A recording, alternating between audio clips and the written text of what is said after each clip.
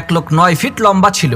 সে পেরেশান হয়ে একজন দরবেশের কাছে গিয়ে বলছে, হুজুর, আমার এই লম্বা শরীর নিয়ে নড়াচড়া করতে অনেক কষ্ট হয়, দয়া করে আপনি একটা ব্যবস্থা করেন যাতে আমি স্বাভাবিকভাবে জীবনযাপন করতে পারি। তখন সেই দরবেশ বলল, নদীর পাড়ে যেয়ে দেখবা একজন ফকিন্নি মহিলা বসে আছে, তুমি ওই ফকিন্নিকে বলবা আপনি কি আমাকে বিয়ে করবেন।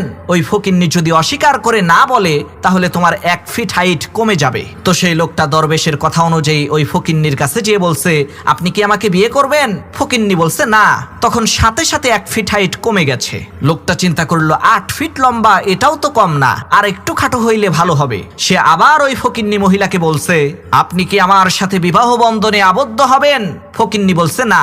সাথে সাথে আর 1 ফিট হাইট কমে গেছে। লোকটা চিন্তা করলো, 7 ফিট লম্বা, এটাও তো কম না, আর 1 ফিট খাটো হইলে আমাকে দেখতে আরো সুন্দর লাগবে। এই চিন্তা করে লোকটা সেই ফকিন্নি মহিলাকে আবার বলছে, আপনি কি আমাকে বিয়ে করবেন। তখন সেই ফকিন্নি মহিলা বলছে, না না না না না। তখন সাথে সাথে লোকটা একেবারে ছাগলের বাচ্চার সমান হয়ে গেছে।